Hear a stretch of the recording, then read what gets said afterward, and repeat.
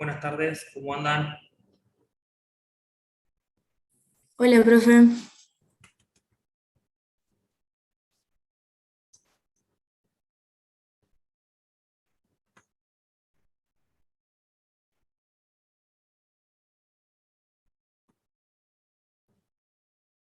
Esperamos unos minutos que ingresen y arrancamos.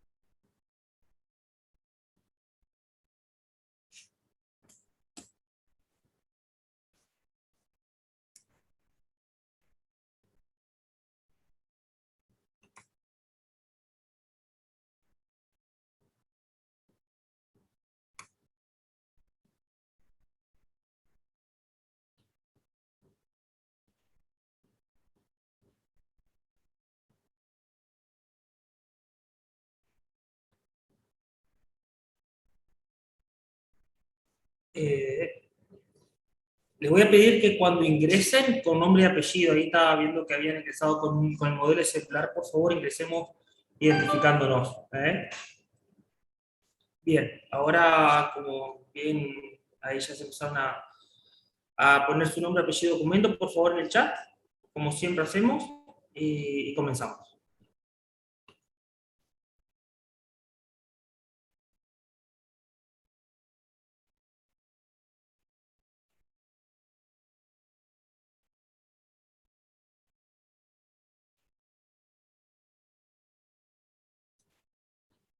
Para esta vez, ¿han leído? Esta vez sí. Bueno, bien. Un avance, un avance, un avance, un avance. Mejor así entonces. Bueno, comenzamos. Lo que le voy a solicitar es que tratemos de participar, ¿sí? Nosotros vamos a tomar registro de los que participan en las condiciones de la regularidad, así que la verdad que no quiero agarrar la lista y empezar a decir discrecionalmente. Les pido que en forma voluntaria tratemos de intervenir y participar en la clase, ¿sí? Ya estamos llegando a la finalización del cuatrimestre, cada vez falta menos, así que tomémoslo como un repaso y para tratar de sacarnos las dudas que tengamos, ¿sí? Y si la llevamos al día la materia, deberíamos ya tener alguna noción al respecto. Así que les propongo que hagamos eso. ¿Bien? Bueno, comenzamos. ¿Qué decimos o qué entendemos por Estado? A ver, ¿qué entendemos por Estado? Ahí el doctor Rosati propone un concepto sobre Estado, hay múltiples, ¿sí? Por supuesto son todos válidos. El doctor Rosati propone un concepto bastante amplio. A ver qué me pueden decir, qué podemos contar de lo que es un Estado.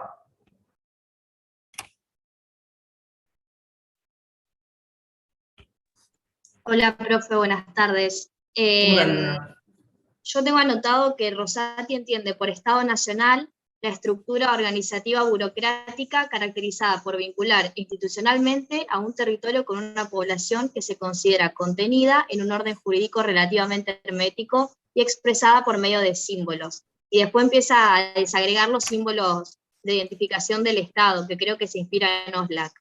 Bien, bien, perfecto, perfecto. Se comprende, es bastante sencilla ese concepto, ¿sí? Sí. Estructura burocrática organizacional que trata de relacionar institucionalmente a la población con el territorio. ¿Qué son la población y el territorio?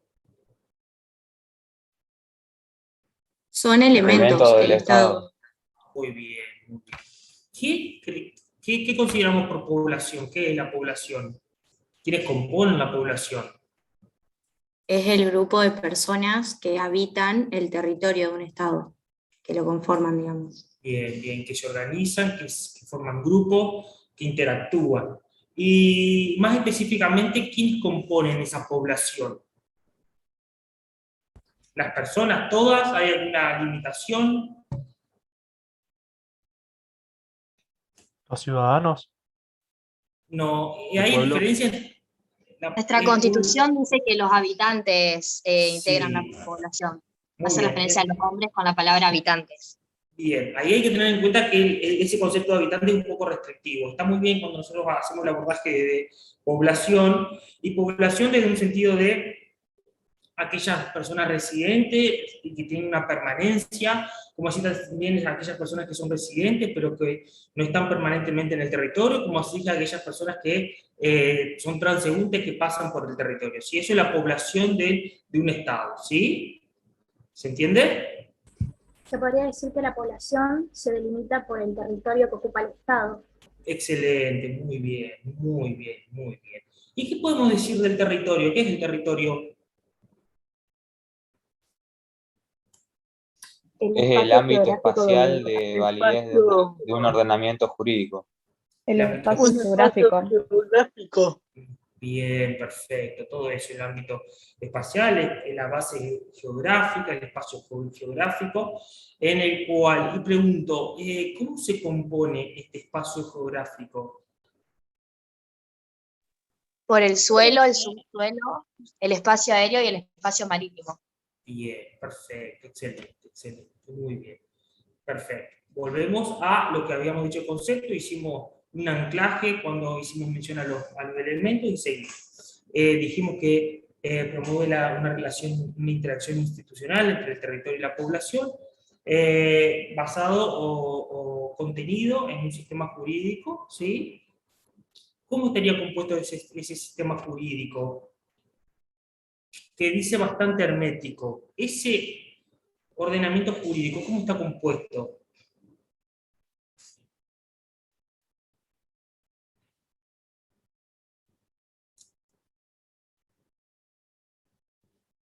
En un Estado, ¿quién compone ¿cómo se compone el ordenamiento jurídico?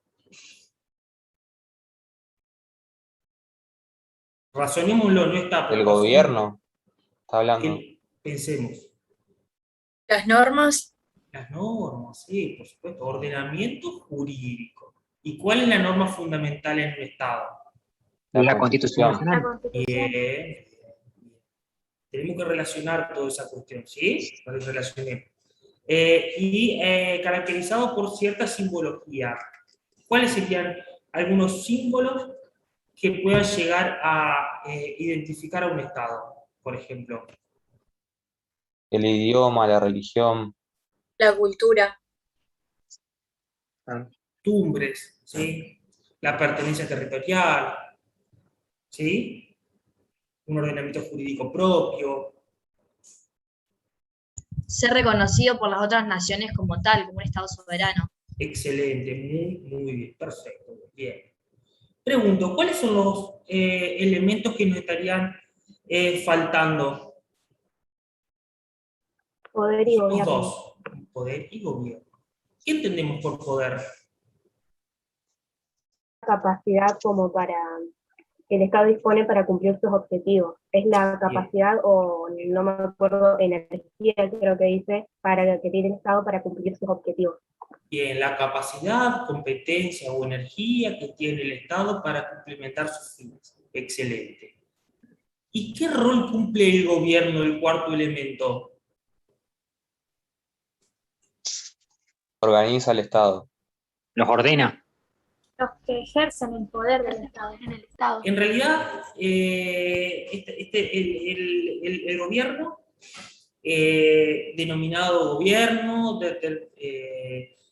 denominado ordenador constitucional, considerado órgano, son aquellos que materializan en acto las medidas necesarias para cumplimentar los fines del Estado, ¿sí? Este conjunto de órganos que componen el gobierno, que componen el cuarto Estado, son los que materializan esta energía, competencia, que cumplimentan los fines. ¿Se entiende?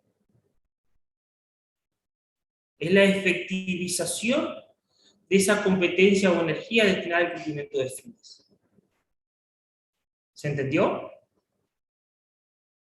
Sí, profe. Yo no entendí bien, profe. Bien, bien, perfecto. El poder, la clave es entender el poder. El poder es la competencia, facultad o energía que tiene un Estado para cumplir sus fines. ¿Se entiende? Sí, sí, sí. Bueno, esa energía puesta en acto, puesta en realidad, puesta en materialidad, la llevaba a cabo el gobierno. El gobierno como conjunto de órganos destinados a la materialización o efectivización de esos fines. ¿Sí? ¿Se entiende? Sí, sí, ahora sí, un poco mejor. Todo este conjunto de órganos lo que hacen es efectivizar esa energía para cumplir los fines. Es como que el poder desde una perspectiva abstracta y el gobierno desde una perspectiva efectiva, pragmática. ¿Sí? Sí, sí, vamos por ahí. Bien. Por favor, toda duda, toda consulta, paramos y volvemos, ¿sí? Bien. Ahora vamos a lo que es el origen del Estado. El origen del Estado se puede llevar a cabo su análisis desde dos perspectivas. ¿Cuáles son?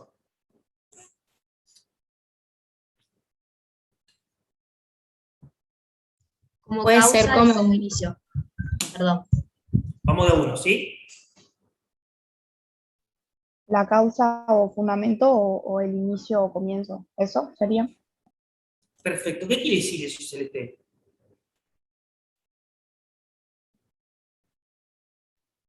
Causa o fundamento tengo anotado que sería el porqué y dice que demanda a la filosofía. Y en cuanto al inicio o comienzo, la pregunta que se tendría que hacer sería un cuándo e interpreta más a la historia. Bien. Desde una perspectiva historicista es una cuestión más cronológica, ¿sí? Es una fecha, un año en el cual dice a partir de ese día y ese año se inicia determinado estado. Mientras que desde una perspectiva filosófica lo que se trata de determinar es por qué surge dicho estado, cuáles son los motivos que generan el surgimiento del estado. Y a partir de ello hay diferentes corrientes. ¿Cuáles conocen? ¿Cuáles leyeron? Naturalismo, contractualismo, marxismo. Bueno, Bien, los bien. nombres. Julia, te consulto. Sí, El naturalismo, principalmente, ¿cuál es el fundamento del origen del Estado según el naturalismo? el naturalismo señala como que hay un antes y un después en la formación del Estado, que, o sea, antes de la formación hay un estado de naturaleza. No, No, mentira, eso es el contractualismo, perdón. mentira. Perdón. Como que el origen del Estado viene de Dios, digamos. Pero y más allá Ajá. está bien eso, porque hay dos tipos, está Aristóteles y Santo Tomás de Aquino. Pero yo te pregunto, y le pregunto a todos desde una perspectiva más generalizada, el por qué. Les pido que por favor los que tengan cámara que desbloqueen así, nos vamos La conociendo, porque naturaleza después del cuando... hombre. Por el ¿Cómo? instinto o sea, de la convivencia que tiene el hombre de reunirse. A mí me Por la ordené vocación, excelente, por la vocación social, por el instinto gregario del hombre, ¿sí? El hombre de por sí es sociable. Es más, Aristóteles dice que en esa época la sanción de la expulsión del pueblo de una persona era más grave que la muerte, ¿sí? Entonces el hombre por instinto es sociable, ¿sí? ¿Se entiende? Y eso implica que naturalmente la persona va a tender a gestar grupos, a sociabilizar, que se inicia o comienza con la familia y culmina con el Estado. ¿Sí? ¿Qué diferencia hay entre lo expuesto por Aristóteles y lo expuesto por Santo Tomás de Aquino? ¿Estás hablando, Santiago? Ajá. Santo Tomás de Aquino le da una intervención un poco más divina que Aristóteles. ¿Cuál Puede es ser. Bien. ¿Qué es lo que incorpora Santo Tomás de Aquino precisamente? Viene En la la persona. razón de Dios. Excelente, la razón, lo que esto posibilita determinar. y tomar conocimiento de las limitaciones que tiene uno, la imposibilidad de satisfacer la totalidad de las necesidades que tiene una persona, y a partir de allí sociabilizar, formar grupos, formar comunidades, a los fines de entre todos poder satisfacer sus necesidades. Excelente, bien, bien, bien, bien. Profe, yo tengo una duda ahí. Porque Santo Tomás de Aquino es como que lo pone a Dios, como que se basa más, usted era un santo, es como que pone que a Dios ¿por qué lo pone a Dios? Porque Santo Tomás de Aquino dice que Dios lo nutrió al hombre de la razón. Esta razón le posibilitó al hombre discernir y determinar cuáles son sus virtudes y falencias o necesidades. Perdón por las palabras, pero por lo de bruto e idiota. ¿Cómo sería? ¿Cómo? No, lo que tampoco no entiendo, lo que hace referencia lo del bruto e idiota. A ver si vos me entendés la idea. Lo que dice Santo Tomás de Aquino dice que lo que lo diferencia al hombre de los animales es la razón. ¿Sí? Esta razón le posibilitó al hombre conocerse, ¿sí? Y percibir que por sí solo no podía satisfacer todas sus necesidades. Lo que automáticamente implicó que todas las personas tienden a gestar grupos o comunidades para que entre todas ellas puedan satisfacer esas necesidades o suplir esas debilidades. ¿Se entiende, Santiago? Sí. ¿Bien ahí? Bien. Bueno, buenísimo, bien, perfecto. Les pido que los que tienen cámara, que por favor la desbloqueen, a los fines de que ya está culminando el cuatrimestre, vamos a tomar oral y para que nos vayamos conociendo, por lo menos ahí uno va identificando rostros. ¿Sí? Bueno, ahora vamos a la otra corriente. ¿Cuál es la que viene? ¿Cuál es la siguiente? El contractualismo. Bien. ¿Qué propone o cuál es el motor o el motivo, Juan Ignacio, del Estado conforme a la corriente del contractualismo? Plantea un estado de naturaleza, digamos, y un antes y un después. Hobbes, que empieza con el contractualismo, plantea que... Está bien, pero vamos desde el inicio, el por qué. Dijimos que en el naturalismo como una vocación social, y en el contractualismo plantea que el hombre es agresivo por naturaleza. Como una necesidad, está bien, tenemos como concepto genérico como una necesidad social, ¿sí?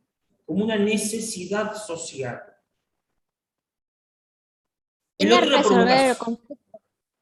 otro era por vocación y ahora por una necesidad uno llega al Estado. Y a partir de ello hacen un acuerdo. Un segundito, está todo concatenado lo que dice Juan Ignacio. Bien. Sí, Celeste, ¿qué decías vos? No, que hacen un acuerdo que sería el contrato social. Bien.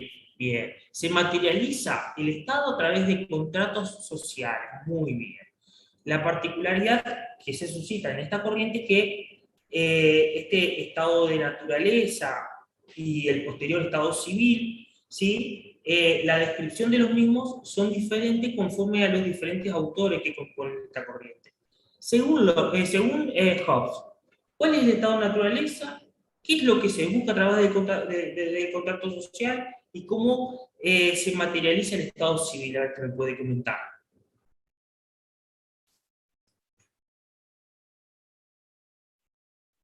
Algo había ya dicho Juan Ignacio vos. Dice que hay como un estado de guerra entre todos. Bien. Es un Y estado que belicoso. esa es la situación precontractual. Estado natural es un estado belicoso, sustentado, fundamentado, materializado en la ley del más fuerte. Excelente. Y entonces, a partir del contrato social, ¿qué se busca? Absorber el poder de la población y conformar un estado autosuficiente o algo así, un órgano autosuficiente. A ver, ¿quién había Los hablado? hombres delegan el poder absoluto al soberano, sería. Bien, ¿a qué fines, Mora? ¿Cuál es el derecho que estaba en pugna? ¿O cuál es el derecho que La se quiere vida. garantizar? La vida, La vida. exactamente.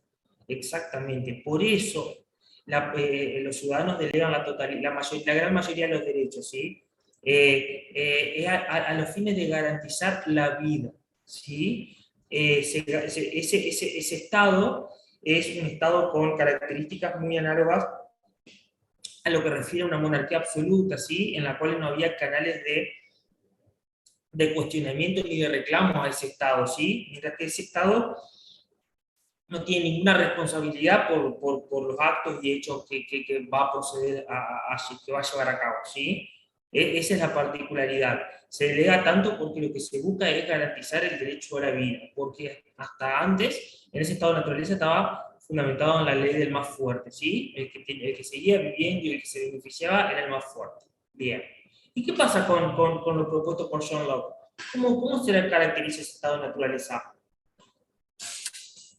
Todos los hombres eran libres e iguales, pero necesitaban de una tercera persona que le ponga justamente los límites a esa libertad, porque las personas, al ser libres y buscar sus objetivos, se encuentran con otras personas, al igual que ellos, que están buscando objetivos y se chocan.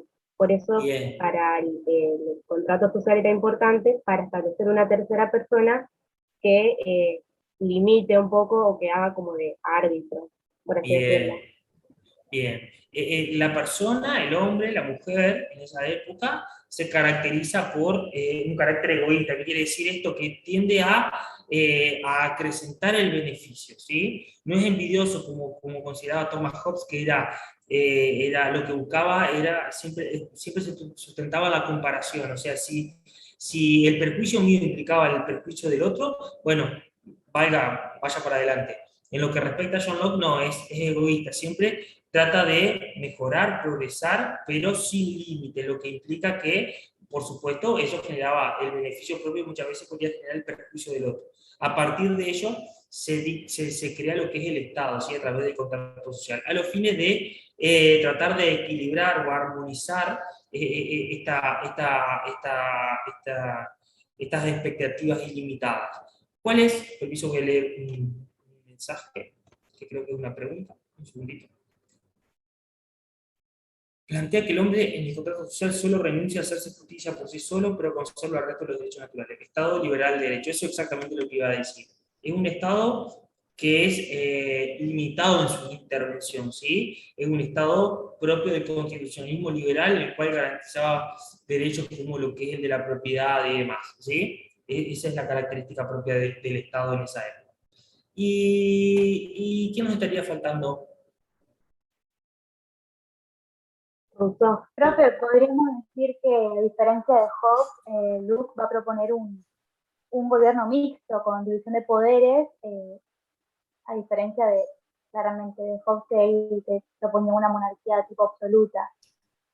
Sí, yo lo vería para poder discriminar, yo lo vería, primero tendría en cuenta el grado de intervención del Estado, en el cual en Hobbes la intervención es absoluta porque tiene el poder, mientras que en Locke no es así, como así también los derechos que se buscan proteger. Esas dos variables son muy claras a los fines de poder diferenciar.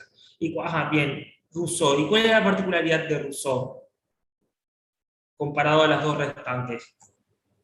Hablaba de que el hombre es bueno por naturaleza y que también está dispuesto a renunciar a parte de su libertad por el progreso de la civilización común. Bien. Hablaba de que el pueblo tenía que tener más participación en lo público también. Bien, excelente. En Rousseau lo que él propone es dos contratos sociales, ¿sí? El primer contrato social es tratar de poder determinar la voluntad general, la identificación de la voluntad general para que posteriormente en el segundo contrato interviniente el gobernante tienda a poder absorber e interpretar esa voluntad general.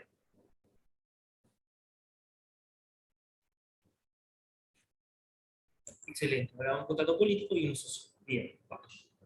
También dice que como que no se puede volver atrás. Una vez que todos aceptamos el contrato, no hay posibilidad de retornar al estado anterior. Bien, exactamente, exactamente. Bien, bien, bien. Profe, Ahora, sí, decía que era un estado representativo también. bien, eso está muy relacionado con el carácter participativo y deliberativo de la población en las cuestiones de gobierno que propone Rousseau. Perfecto. Bien, ¿cuál es la corriente que viene ahora?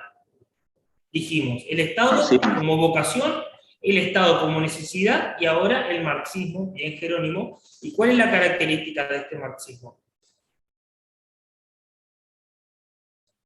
Que el Estado es opresor.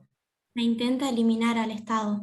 El Estado como opresión social. ¿Por qué? ¿Por qué como opresión social y por qué busca eliminar el Estado? Cual que está totalmente relacionado con el otro. ¿Qué quiere decir esto? Porque el Estado está al servicio. Porque quiere controlar, pero de manera autoritaria.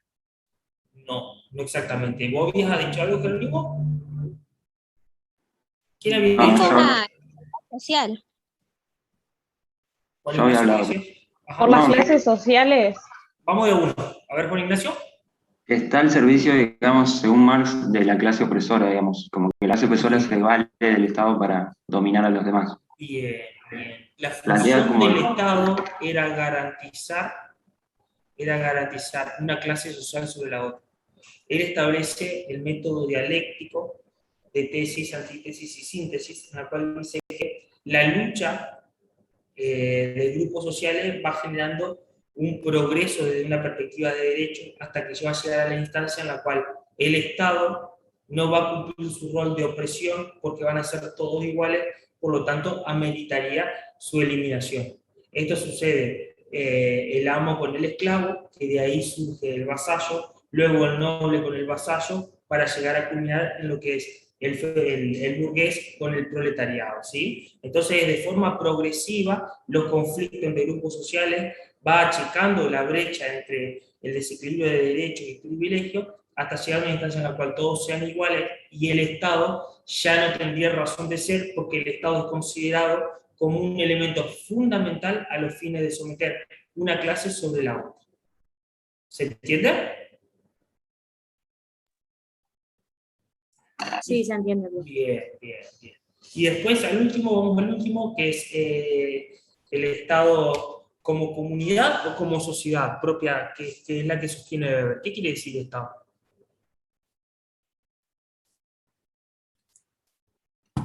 Que el Estado se geste en valores, o sea, el Estado se geste en comunidades con valores o en sociedades con intereses.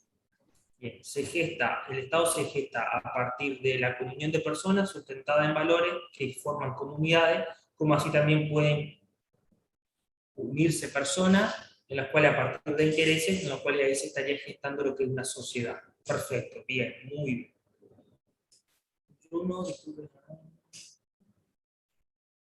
Bien, perfecto, bárbaro, bien. ¿Está claro hasta acá? ¿Venimos bien? Bien. Sí. Perfecto, buenísimo. Bárbaro. Bueno, vamos a formas de Estado y formas de gobierno, ¿sí? ¿Cuál es lo trascendente, lo importante en determinar una forma de Estado o una forma de gobierno? ¿Por qué los Estados deben decidir o determinar esto?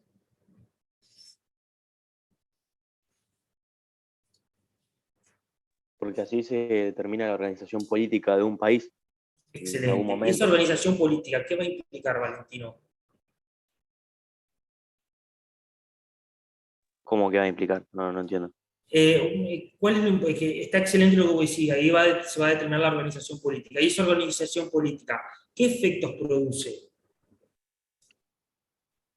¿No produce la distribución de poder, el equilibrio del poder? Bien, desde las atribuciones del Estado hasta los derechos, garantías y principios que van a estar plasmados, ¿sí? La intervención o no del Estado, todo eso se concatena a partir de lo que es la organización política. Eso es lo relevante del determinar entre forma de Estado y forma de gobierno. ¿Se entiende, Valentino? Sí, profe, buenísimo. Buenísimo, bien, perfecto. Profe, disculpe, Sí, yo tengo una pregunta acerca de lo que ya hemos dado sobre, que decía en una parte de la guía de lectura que también estaba Montesquieu como digamos, que planteaba el origen del Estado como causa, y no sabía qué agregar porque en el texto de, ¿quién era que lo daba esto? De Rosati no decía nada sobre Montesquieu, entonces no En sé si hay que realidad, agregarlo o no.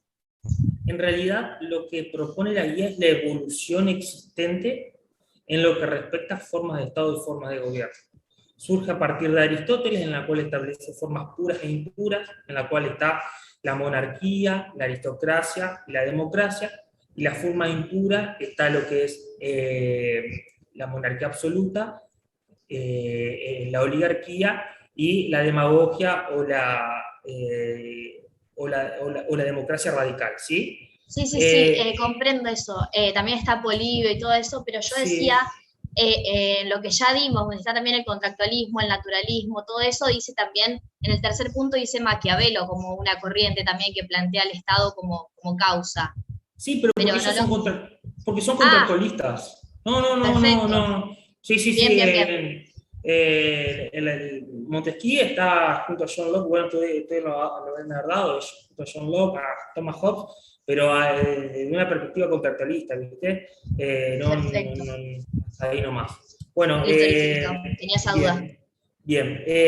Bueno, después, como ustedes bien leyeron en el texto, la intervención de Polibio, Montesquieu y demás, ¿cuál es lo particular o qué es lo que propone Lowenstein? Que cuando ahí se empieza a depurar lo que son las democracias constitucionales.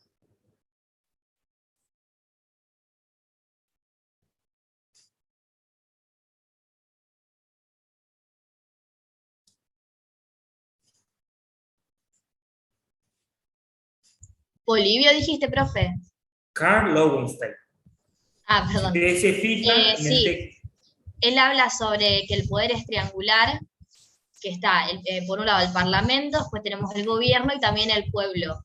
Y después también lo que hace es clasificar los distintos tipos de gobierno, fijándose en la democracia constitucional. Y ahí establece 6 tipos, de los cuales decía que había que explicar 2. Bien. Él dice que él establece una serie de gobiernos sustentando lo que es la democracia constitucional, en la cual está la democracia directa, la democracia asamblearia, la forma de gobierno de gabinete, y entre ellos está el presidencialismo y el parlamentario. Lo que está antes, ustedes dense cuenta que los autores lo que hacen es una evolución, pasan por Aristóteles, Polibio, ¿sí? Montesquieu, para después sí llegar a lo que es las democracias constitucionales. Sí. Pregunto, ¿diferencias? Les propongo abordarlo desde diferencias, podemos hacerlo diferente entre parlamentarismo y presidencialismo.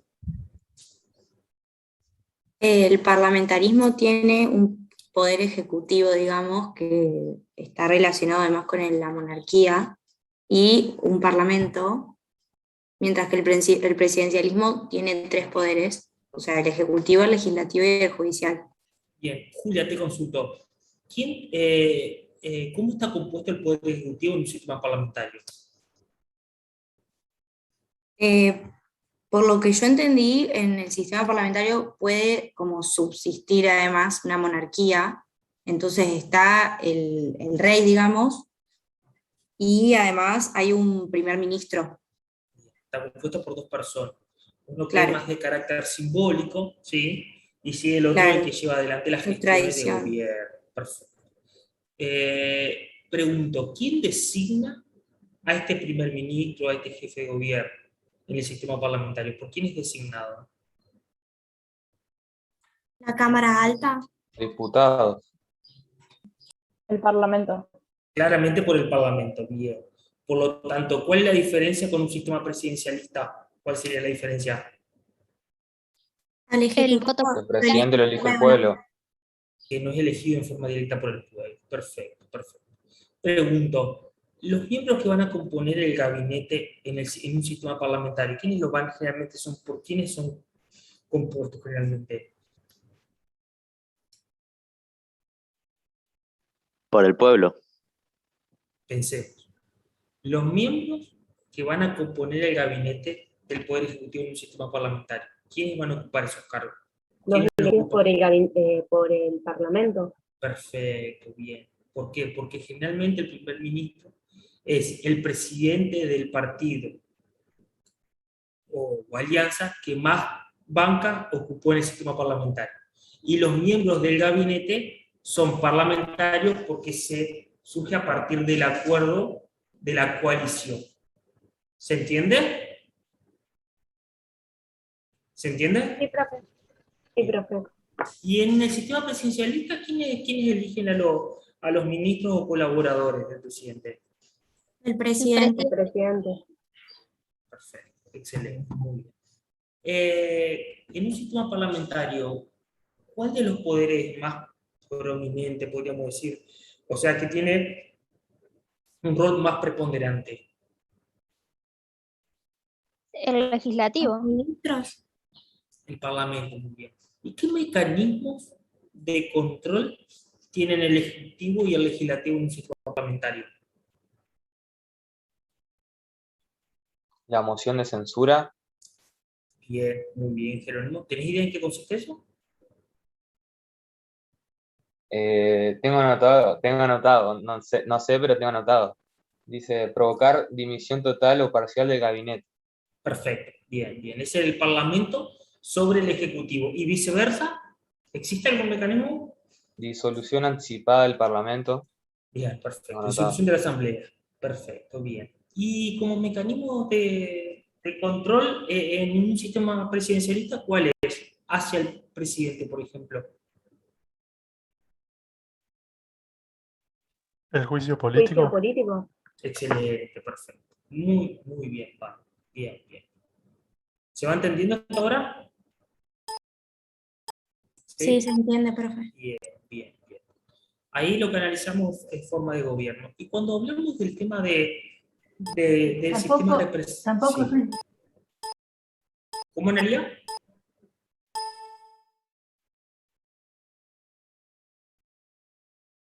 Que por otro lado control también es para el legislativo, en el presidencialismo, que el ejecutivo pueda vetar una ley. Eso también es control.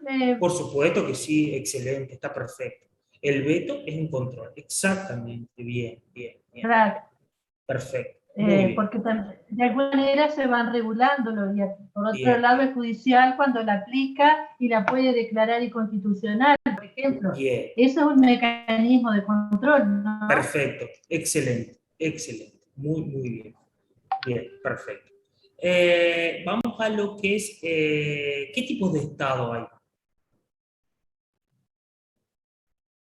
Federal o unitaria. Bien. A ver, diferencia entre uno y otro.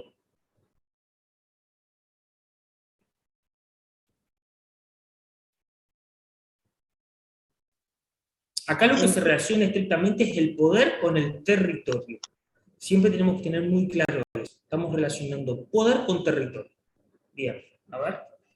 La democracia en el federal. Puede ser democrático o un Estado unitario. Chile y Colombia. Política descentralizada. Vamos de uno, por favor. No, que yo decía que en el federal está la autonomía de las provincias. Bien, eso sería un efecto. Sería el sistema federal se caracteriza por la desconcentración del poder. ¿Sí? Esta desconcentración del poder en un sistema federal, por ejemplo, genera lo que es la autonomía. Bien, ¿sí? ¿Cuál es la diferencia entre un Estado confederado y un Estado federal?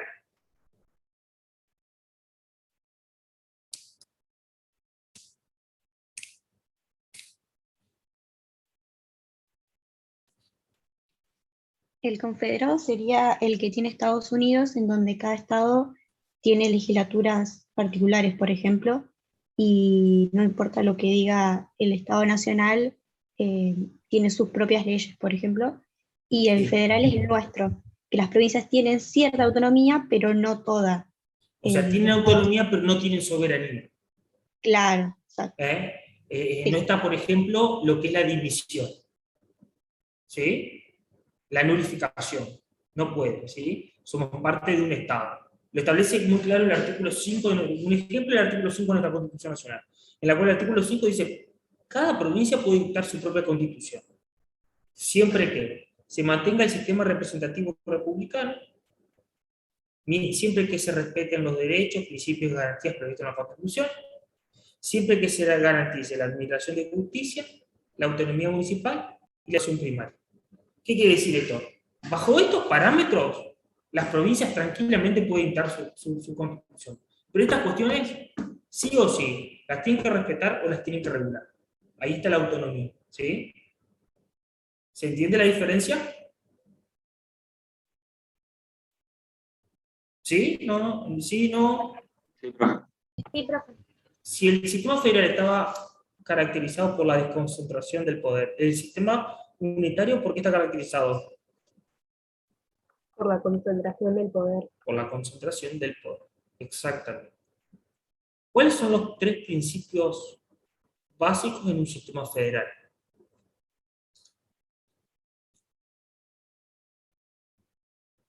Uno es el principio de supremacía federal, que sostiene que más allá de que las provincias dicten sus constituciones, lo deben hacer con conformidad a la Constitución Federal, que es lo que estábamos hablando recién, por eso es federal, si no sería confederal. Después tenemos el principio de coordinación, que supone que haya una distribución de competencias entre la federación o el principal, por así decir, y las entidades locales o las que tienen su propia autonomía, como por ejemplo las provincias, o no sé yo. Y después... Es el claro caso del artículo 121 y 122 de nuestra Constitución Nacional, en la cual todas las competencias que no fueron delegadas del Estado federal permanecen en las provincias. Ah, bien. Ahí, y el último es el de participación, que supone que en la estructura de poder central las provincias intervienen con voz propia, como pasa en nuestra Constitución con el Senado. Bien. ¿Por qué dice la Cámara de Senadores? Porque hay 2 cámaras, supuse yo, porque no todos los... Igual después aclara como que todos los países, no todos los países que tienen un gobierno federal tienen... o sea, son bicamerales, tienen 2 cámaras de diputados y de senadores. Es más, en nuestro país hay algunas provincias que tienen un poder legislativo unicameral, por ejemplo, Córdoba. Pero los autores Carnotti y Marianello hacen mención a la Cámara de Senadores específicamente. ¿Por qué será? Porque todas las provincias son representadas por el mismo número de senadores. Exactamente. La Cámara de Senadores de la Nación está compuesta por 72 senadores. Son 3 por cada provincia. Esto implica que hay 3 senadores por la provincia de Buenos Aires y 3 senadores por la provincia de Tierra del Fuego. Le estoy diciendo la ciudad con mayor población como la ciudad con menos población. Ahí se percibe, se materializa la participación ecuánime de las diferentes provincias en un órgano federal. ¿Se entiende? Por ejemplo, en lo que... Sí. Milagros. No, preguntó si se entendía. Ah, perfecto, buenísimo. Por ejemplo, ese es el caso más claro. Por ejemplo, si nosotros vamos a lo que es la Cámara de Diputados, la Cámara de Diputados materializa un sistema proporcional DONT. ¿Qué quiere decir esto? Que todas las provincias van a tener representantes en la Cámara de Diputados, pero no en cantidad, sino proporcional a la cantidad de habitantes. ¿Sí? ¿Se entendió hasta acá? ¿Venimos bien? ¿Alguna pregunta? ¿Algo que quieran acotar? ¿Algo que no se haya comprendido? ¿Que quieran que reveamos? Bien, bueno, perfecto. Bien, ahora pasemos a lo que es, vamos a abordar la relación del Estado con la religión. ¿Qué pasa con este tema en nuestro país? El artículo 2 de la Constitución establece que el Estado argentino tiene que sostener el culto católico. Te pregunto, Lucía, a partir de ese artículo, ¿implica que nosotros somos un Estado secular, somos un Estado laico?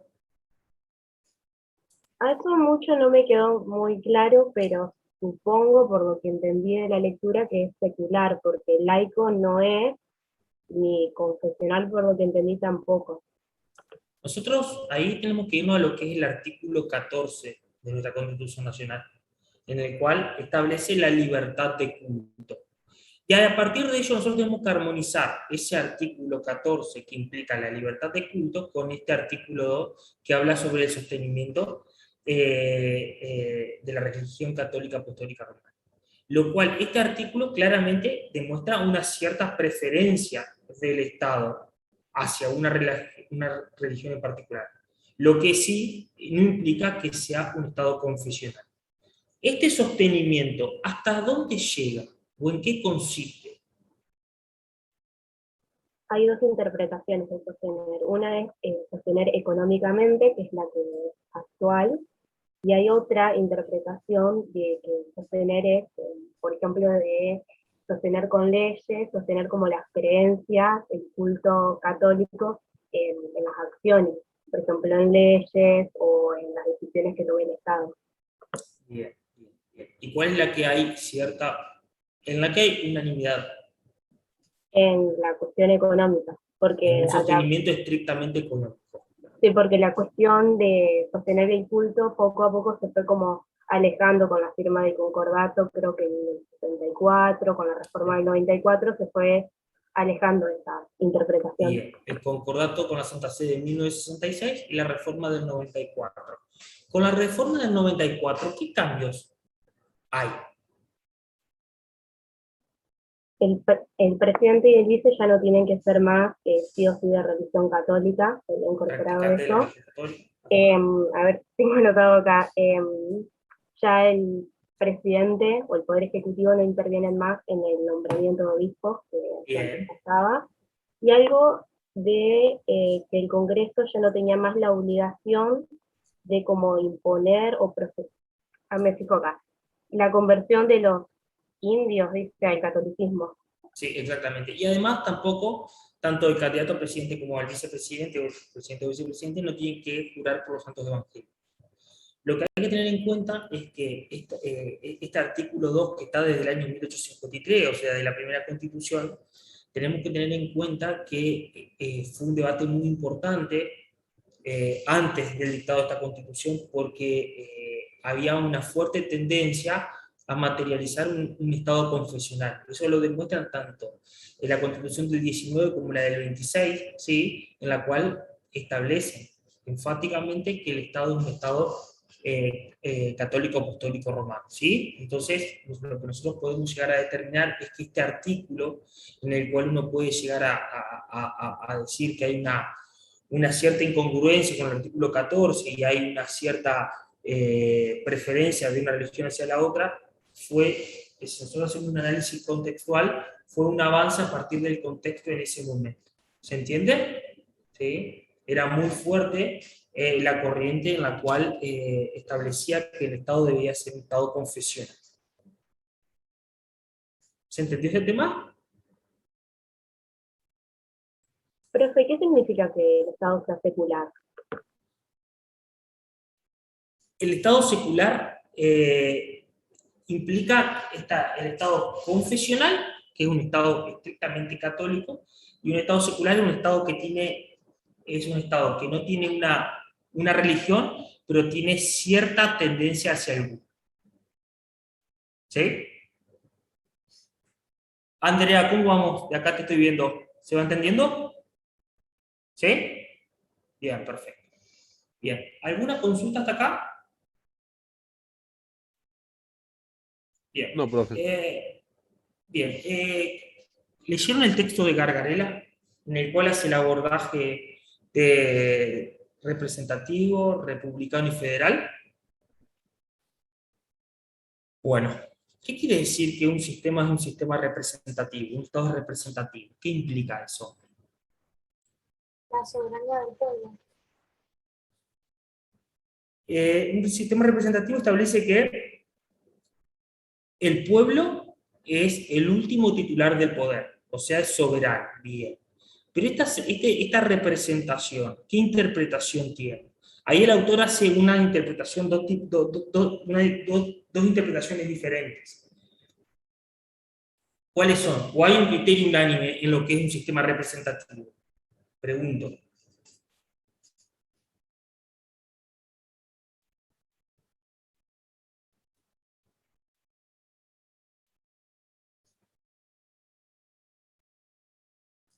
él dice que hay una lectura más restrictiva, puede ser, y una más amplia. Perfecto. Bien. ¿En qué consiste una y en qué consiste otra? Porque por un lado dice que el pueblo, claro, digamos que sería, la parte restrictiva sería que el pueblo en realidad, creo que remitiéndose al artículo 22, ¿no? Que no gobierna, lo hace a través de sus representantes. No sé si lo entendí bien. Bien. Y en otro lado, en otra parte hablaba de sedición, que cuando actúa puede ser acusado de sedición, y a eso no lo entendí. El tema es así. Como muy bien dice Analía, este sistema representativo tiene una interpretación restrictiva y otra expansiva. La restrictiva, en la cual se limita la intervención del pueblo en la designación de sus representantes. A partir de allí hace anclaje en lo que es el artículo 22 de la Constitución Nacional, en la cual dice: el pueblo no delibera ni gobierna, sino a través de sus representantes y de las autoridades creadas al efecto. Entonces se limitaría solamente a designar a las personas que van a cumplir la función de llevar adelante la gestión de gobierno. Esto se sustenta en un sistema de desconfianza en la población, ¿sí? Desde esta perspectiva es considerado que es peligroso que en la población en general esté la toma de decisión. Por lo tanto, que la población se limite a designar a las personas que van a cumplir la función, y ahí culmina su intervención o participación. Y después está la interpretación extensiva, en la cual propone o interpela a una mayor participación, a una mayor intervención de la población en general. ¿Sí? Esta participación e intervención, además del voto, del sufragio, que es la elección de su gobernante, dice que es necesario otros instrumentos de participación, que nosotros lo vamos a ver ahora en la unidad 5. ¿Cuáles les parece a ustedes algún instrumento que permita que la población en general, la población, los ciudadanos comunes puedan intervenir en cuestiones propias de gobierno? ¿Cómo podría suscitarse eso? ¿Puede ser la consulta popular que se haya introducido en la reforma 94 o algo así? Bien, muy bien. En la reforma del 94 se incorpora el artículo 39 y el artículo 40, en la cual se incorpora lo que es la iniciativa popular y la consulta popular. Bueno, esto sería un sistema de representación expansivo, en el cual la participación de la ciudadanía, la participación de la población no se limita en el voto, sino además a través de diferentes mecanismos el ciudadano puede intervenir, ¿sí? ¿Se entiende la diferencia? Eso es lo que propone y discrimina el autor.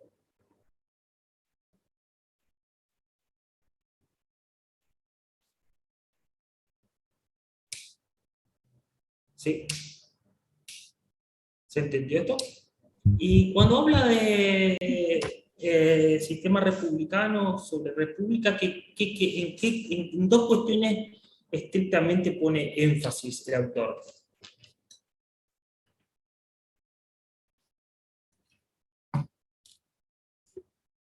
División de poderes y sistema de controles.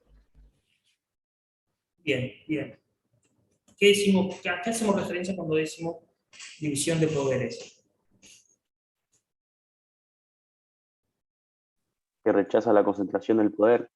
Bien, bien, bien. Y por ejemplo, en nuestro sistema, ¿cómo hacemos esta división de poder, esta distribución de poder, esta desconcentración de poder? ¿Cómo se materializa? Con la división Pueden del ser poder, ¿no? endógenos. Bien, entre poder ejecutivo, legislativo y judicial. Perfecto. Milena, ¿vos recién dijiste endógenos? No, sí, quería explicar lo de endógenos y exógenos. Bien, ahí también es cuando desde vamos a desde lo mi que es enfoque. control. Sí, sí, sí. Perfecto, dale, arrancá.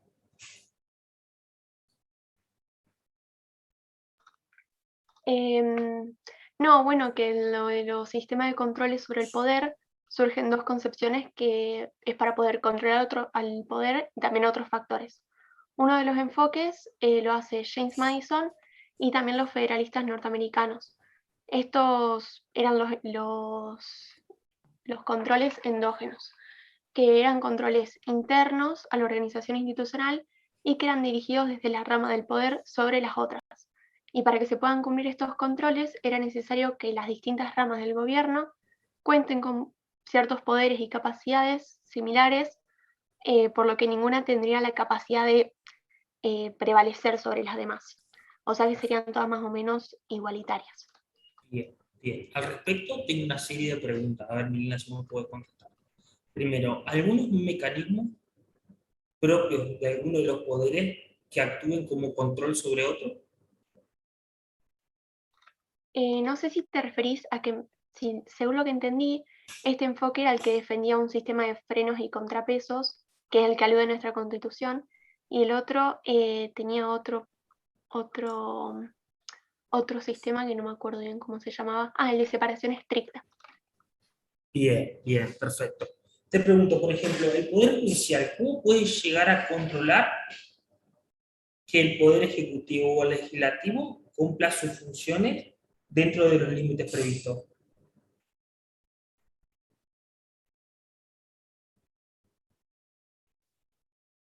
Está muy relacionado con la unidad 3 esto. Haciendo el control de supremacía de la Constitución. Bien, bien. Garantizando la supremacía, llevando a cabo el control de constitucionalidad. Bien. ¿Y el Poder Legislativo sobre el Ejecutivo? ¿Con el juicio político? Perfecto. Bien, bien. Muy bien, muy bien. Pregunto, tal como decía Milena, amerita para un sistema de freno y contrapeso, amerita un equilibrio, ¿sí? Un equilibrio entre los diferentes poderes o funciones del Estado. ¿Qué les parece a ustedes? ¿Existe? ¿Hay un equilibrio, hay un desequilibrio? ¿El sistema está funcionando así? ¿Qué opinión les merece a ustedes de esto? Creo que el poder ejecutivo ha mostrado que tiene más poder. No sé si, ¿no? Como que tiene más control, o que no tiene, perdón, que tiene menos control del que debería tener. ¿Qué les parece a los demás? Profe, eso no se relaciona con lo que vimos en la otra unidad, digamos, eso de la reforma, digamos, que hablaba de las normas programáticas, puede ser, eso de que, digamos, tenía como que, no me acuerdo bien, pero como que se ponía en duda el equilibrio del poder.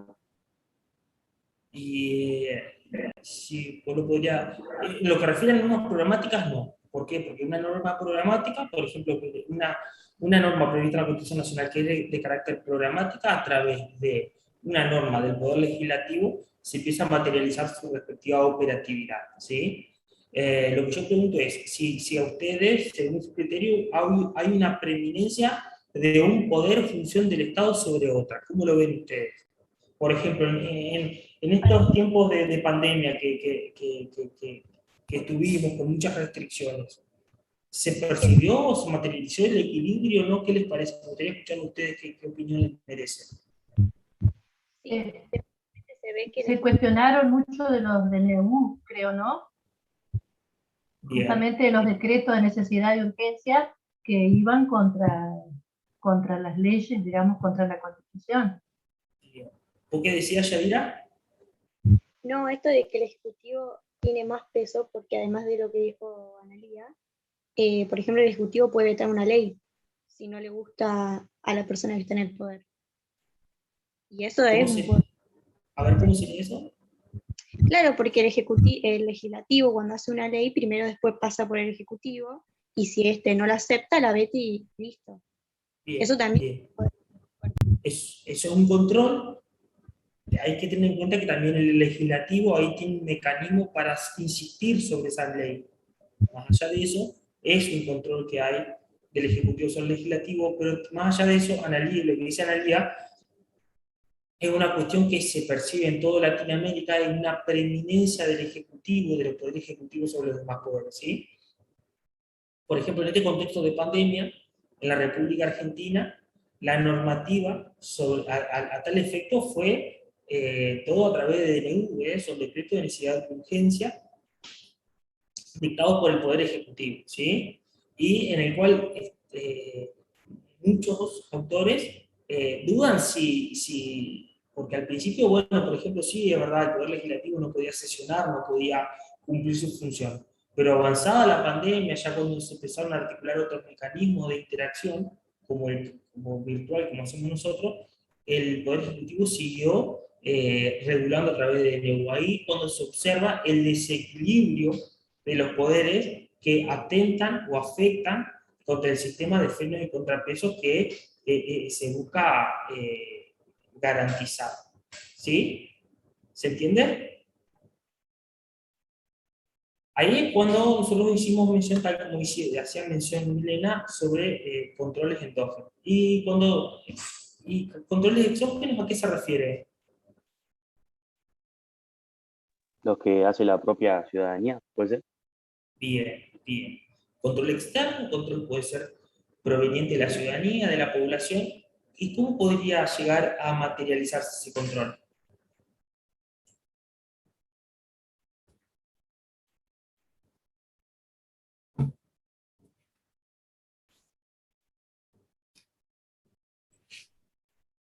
¿Puedes repetir la pregunta?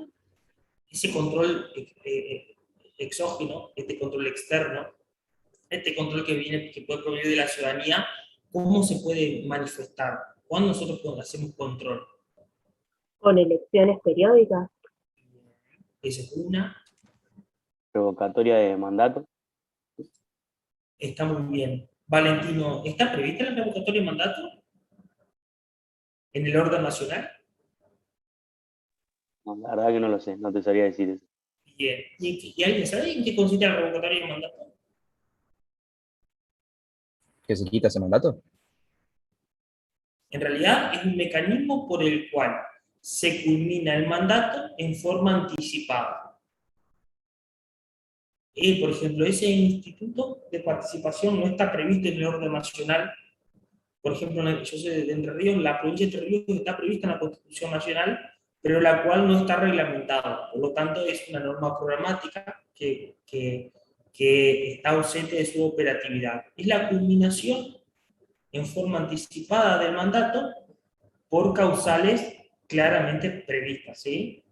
A partir del incumplimiento de funciones graves, se puede llegar a promover el procedimiento de revocatoria del mandato en el cual es necesario, conforme a la ley que lo regule, la necesidad de una determinada cantidad de personas que voten a favor, y en ese caso podría llegarse a dejarse sin efecto en forma anticipada del mandato. Eso sería un mecanismo de control que no está previsto en el orden nacional. ¿Se entendió en qué consistiría ese mecanismo? Es un mecanismo más de participación, como son las iniciativas populares, las consultas populares, presupuestos participativos, consejos económicos sociales, en las cuales funciones propias del Estado, del gobierno del Estado, son funciones que son materializadas por la población común en general, a través de mecanismos previstos por ley. Bien. Hasta acá hemos hecho un control de los temas del programa y los textos que tienen previstos para esta unidad. Ahora los escucho sobre alguna pregunta o consulta que tengan, que no hayan entendido, que necesiten que lo reveamos. Sí, profe, yo te pregunto acerca del punto C en los contenidos de la materia que dice el Estado de Derecho, la constitucionalización de poder, Estado de Derecho legal y Estado de Derecho constitucional. ¿Ponemos Ahí, algo acerca de eso? No sabría. Fíjate que ahí hay un preci, es muy escueto, con eso ya bastaría para abordar ese punto. Bien, ok, estamos, gracias. Una consulta técnica, por así decirlo. ¿Se sabe algo de cómo va a ser el segundo parcial? Si tenemos que hacer grupos o no, porque no quedó claro. La verdad, yo precisión al respecto no tengo. Tuvimos una reunión hace 2 semanas y se esbozó más o menos cómo iba a ser, pero si vos me decís con exactitud cómo va a ser, lo desconozco. Lo que sí, te propongo trasladar esa consulta para ver si ya está establecido, para que ya vaya tomando conocimiento. Bien, gracias, profe. Bárbaro. Profe, a mí no me quedó claro, sería de lo que hablábamos recién. Los que defienden un sistema de controles múltiples basado en controles populares o externos, sería lo de exógeno también. Los exógenos, exactamente. Exógeno, sí. Exacto. Gracias. Que en realidad estos sistemas, uno no es excluyente del otro, por supuesto. ¿Sí? Lo que pasa es que algunos consideraban que era solamente endógeno, y esa tendencia fue una tendencia aperturista. Si nosotros vemos en los plexos constitucionales de diferentes países, como en el nuestro, se empieza a atender a una apertura en lo que respecta ya sea a funciones propias del Estado como al control del mismo, ¿sí? Por ejemplo, esto está muy relacionado con lo que es el acceso a la información pública y todo eso. Son cuestiones en las cuales, por ejemplo, a través del acceso a la información pública, ya el control externo se empieza a posibilitar, se empiezan a gestar puentes a los fines de garantizar este control externo. Bien, gracias, profe.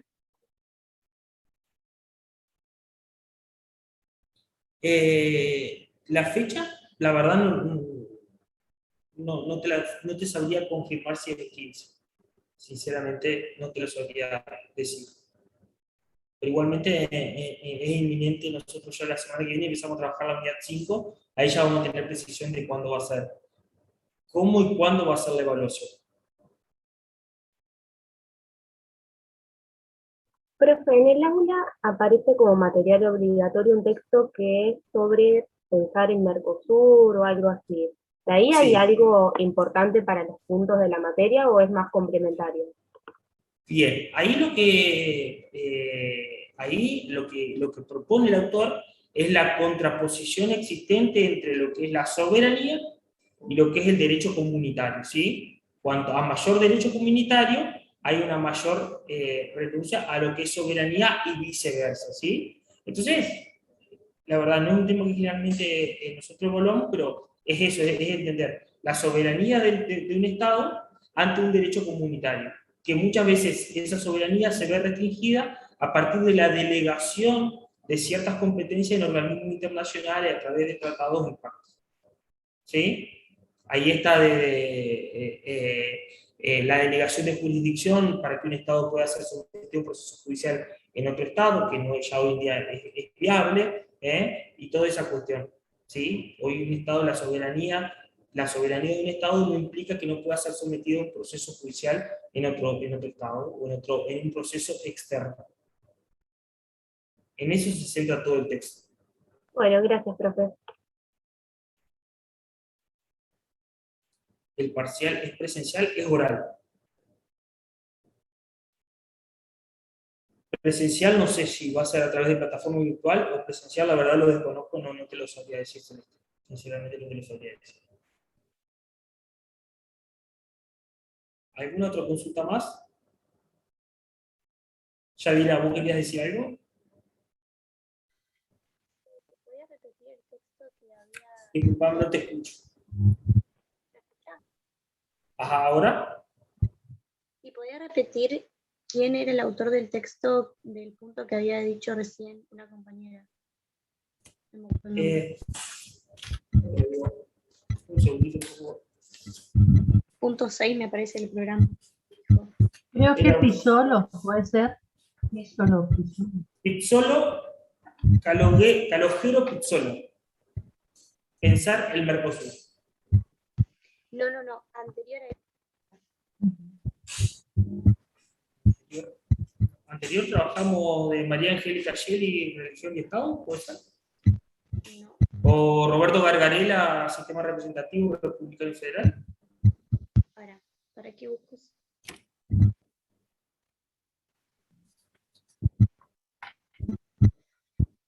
En ese texto habla del derecho imperativo, dice que supuestamente no admite acuerdo en contrario y que prohíbe la tortura, el genocidio.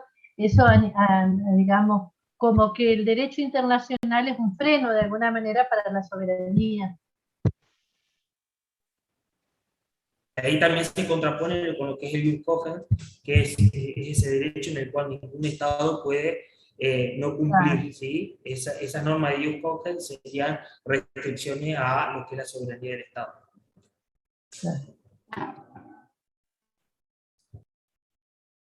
¿Alguna otra pregunta, consulta?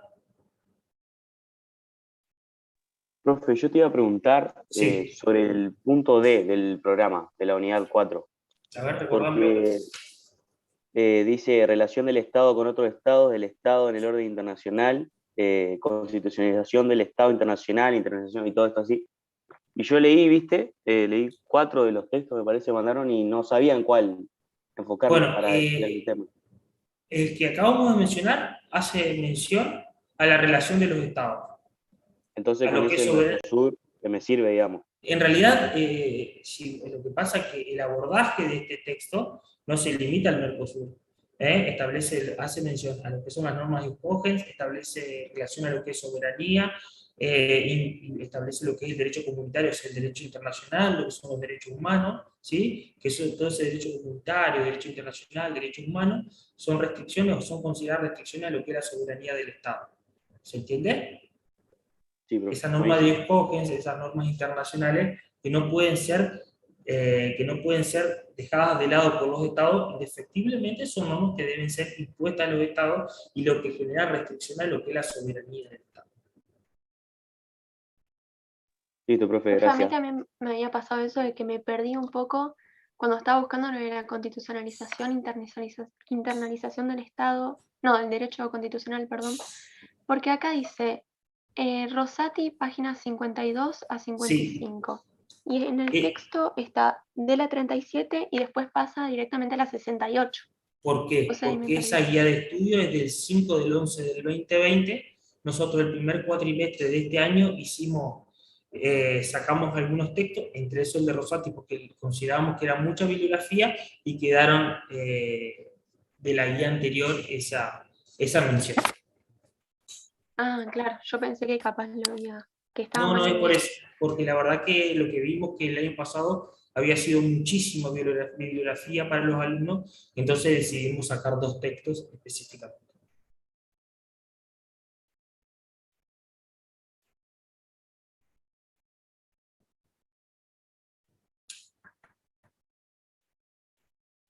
¿Alguna consulta más? ¿Algo más que quieran? ¿Estaríamos hasta acá? Bien. Mañana van a tener con Mariana, van a hacer control de lectura de lo que es la unidad 3. ¿Sí? Para ya la semana que viene adentrarnos a lo que es la unidad 5. Perfecto, profe. Gracias, Vale, muy profe, entendida la gracias. clase. Muy bien, bueno, me alegro. Gracias. Que anden bien. Gracias, profe, Hasta nos luego. vemos. Chao, Chao, profe. chao. Gracias.